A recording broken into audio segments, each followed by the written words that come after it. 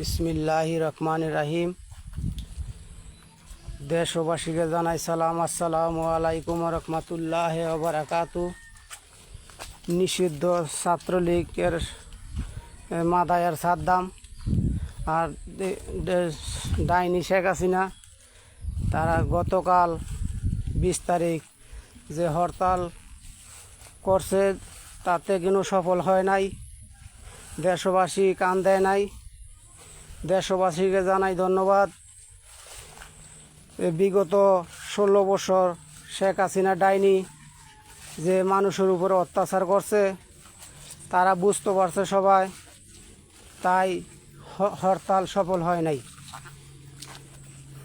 বিগত 16 বছর শেখ হাসিনা ডাইনি যে হত্যাকাণ্ড চালায় গেছে, আমাদের 57 জন সেনাবাহিনীর মেজর কর্নেল ভালো ভালো অফিসার বলি দিছে, তাতে কিন্তু তার পিপাসা মিটে নাই। এবং কি জামাতের হেফাজতের হাজার হাজার কর্মীদেরকে ডাইনি বলি দিছে, তা তো তার পিপাসা মিটে নাই। এবং কি জুলাইয়ের 5 আগস্টের আগে অনেক আমাদের নেতাকর্মী এবং কি সাধারণ মানুষ, ছাত্র হাজার হাজার শেখ হাসিনা ডাইনি বলি দিছে, তাতে তার পিপাসা মিটে নাই। এবং কি বলি দেওয়ার পরে সে অনেক ইন্ডিয়া বাধ্য হয়েছে পালায় যাইতে। যাওয়ার পরে অনেক বড় রাক্ষসী কটকুটি হয়েছে। ডাইনি শেখ হাসিনা কামরুক্কা এবং কি ফানাম হেন থেকে অনেক জাদু ঘটনা শিখছে। ইন্ডিয়ার বর্ডারের কাছাকাছি আছে, রাক্ষস নিয়া এবং কি ডাইনিকে নিয়া তারা ডাইনি শেখ হাসিনা মিটিং করতেছে কোন দিন বাংলাদেশের উপরে ঝাঁপাই পড়া যায়। বাংলাদেশের সাধারণ মানুষ, রাজনীতিবিদ সকলে মিলেমিশে আমরা ডাইনি শেখ হাসিনাকে রুখে দিব। তার পরিকল্পনা বাস্তবতা হতে দিব না।